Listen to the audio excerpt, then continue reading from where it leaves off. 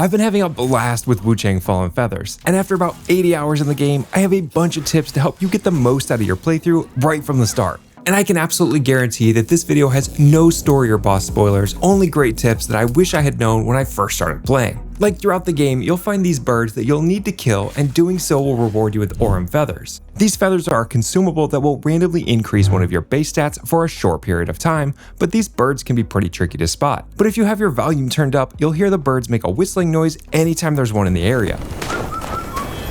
And if you're wearing dynamic headphones, you'll be able to follow the noise to better help you pinpoint the location of the bird.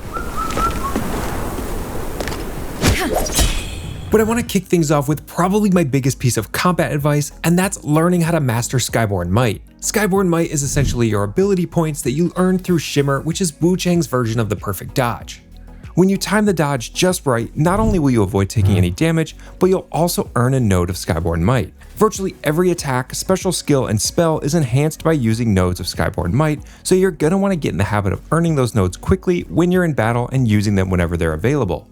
Now, the number of nodes you're able to earn is determined by skills in the general branch of the skill tree. You start with 1 but can quickly earn 2 additional nodes through Skyborn Call level 1, which is a skill I highly recommend getting as early as possible. Now, there are also other skills in the weapons branches of the skill tree that allow you to earn Skyborn Might when you're on offense, which is going to allow you to continually be aggressive while still earning Skyborn Might and not having to rely solely on perfect dodging. And I feel like once you get used to this system, this is where the combat in WUCHANG really starts to open up and can become a lot of fun. Every fight or boss encounter will start to have this rhythm to it where you're dodging, earning Skyborn Might, and then quickly countering and using those special skills that take advantage of that enhanced ability. Now, a couple of things to note when it comes to using Skyborn Might. These points do expire, so if you don't use them for a certain amount of time, they will go away and you'll have to earn them all over again.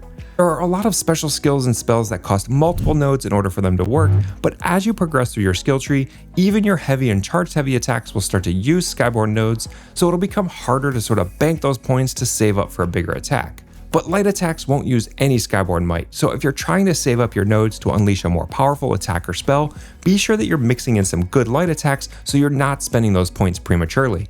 Now, once you start making your way through the levels, you'll find the game to be pretty linear, but that doesn't mean there's no room for exploration. Much like Lies of P or the first Berserker, there are avenues that you can venture down, and you're typically rewarded for doing so with some sort of special item or gear. Now, when you're out exploring, be on the lookout for these glowing items that you'll be able to check. Interacting with them will give you a bit of text, but seemingly nothing else. But if you open up your emote menu, you'll find that each of these different items react to a specific emote, where if you use the right one, you'll be rewarded with a special item.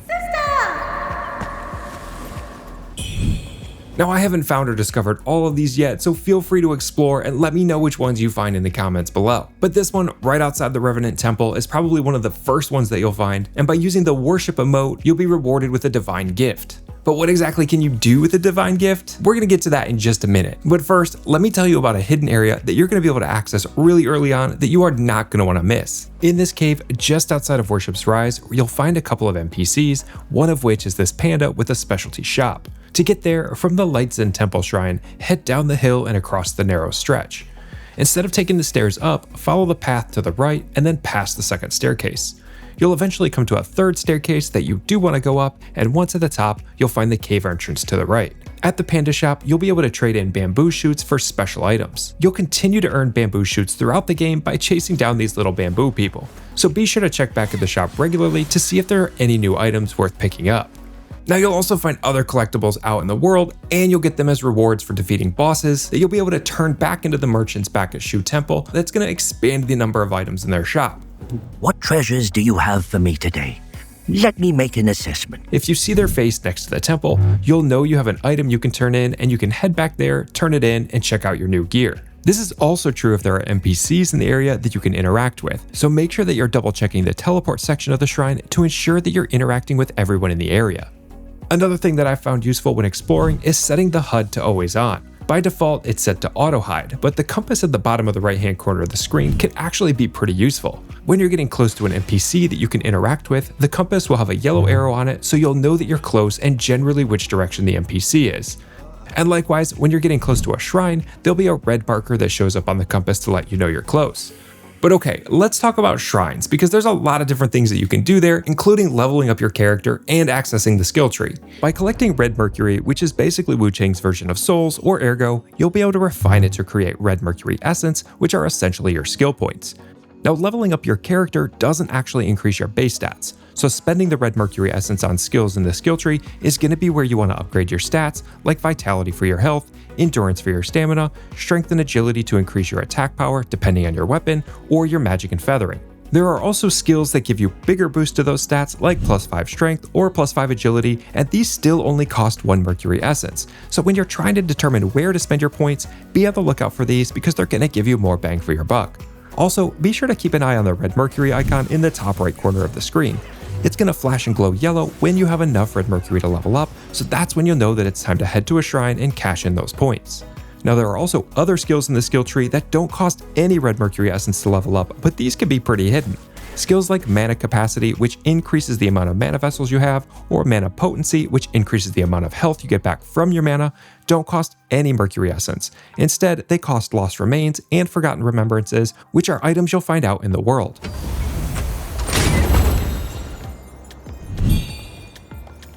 There are also weapons mastery skills in each of the weapon skill branches that cost brilliant red feathers, which are an item you'll get for defeating larger enemies. Now, another good thing about the skill tree is that you have the ability to respec your skills at any time, and it doesn't cost anything to do so. You'll get all your mercury essence points back, as well as any special items like forgotten remembrances.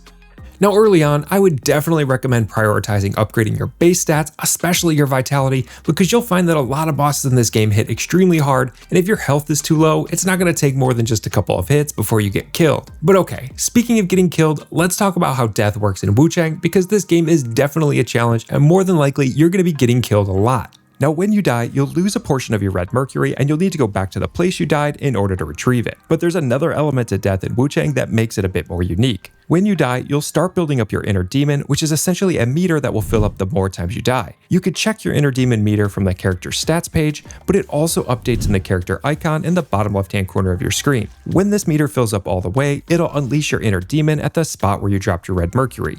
Now, this is essentially a chaotic evil version of yourself, which is going to mirror your weapons, your skills, and even your ability to heal, meaning the more powerful you get, the more powerful it gets. But if you kill the demon, you'll be rewarded back with your red mercury. And if the demon kills you, the good news is that your inner demon meter is going to be reset back to 0, but the bad news is that you're going to lose all of your red mercury. Now, I do like that they did something a little bit different here, and this makes the consequences of death a little bit more significant. But to be honest, I found the system to be a little bit frustrating, that is, until I found a way that you can use this to your advantage. Since your inner demon will essentially attack anything, you can use it to basically fight the enemies in the area for you. Now, this won't work for bosses, but if you die in the open world, you can sit back and have your inner demon fight the enemies in the area, and whichever one ultimately wins, you could take them out a lot more easily.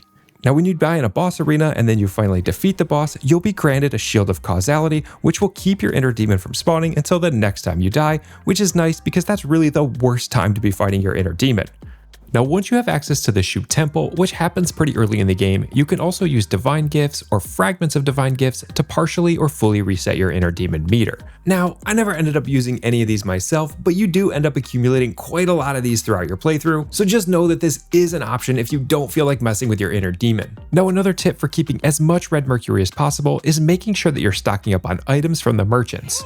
You can purchase an unlimited number of throwables like flying daggers or flaming pots for not too much red mercury. So if you're at a shrine and you have a few hundred mercury left after leveling up, think of this like you're making an investment. Not only are the throwables in the game pretty useful, but if you wanted to, you could always sell some of these items back to a merchant and recover some of that red mercury. Now, it's not going to be an even one-to-one exchange, so you will still lose some, but it's better than losing all of it if you randomly die out there in the world. Now, another thing that I didn't really realize until way too late into my first playthrough is how to effectively use Temperance. After you defeat the first boss, you'll gain access to Temperance, which is essentially your ability to harness the power of the feathering disease to give yourself a buff. Now, at the start, you'll only have the ability to harness fire through the fire bone needle, and I kept waiting to progress further in the story, thinking that's how you got the different elemental bone needles. I didn't realize until way too late that it's all done right there in the skill tree. So don't make the same mistake I did, and definitely make sure to pick these up as skills early on. Now, since you have the ability to respec your skill points, you really don't need to spend more than one skill point for any of these bone needles.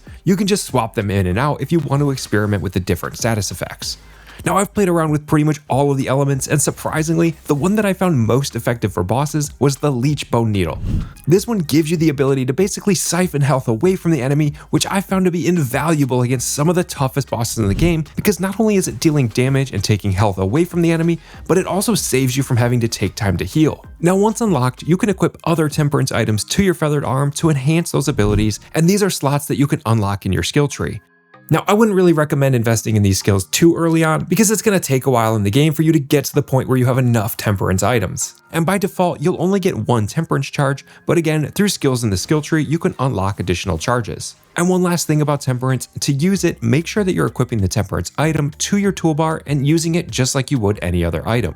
Now, another one of the most powerful attack types that you'll want to make sure to take advantage of is Obliterate, which is essentially WUCHANG's version of the stagger.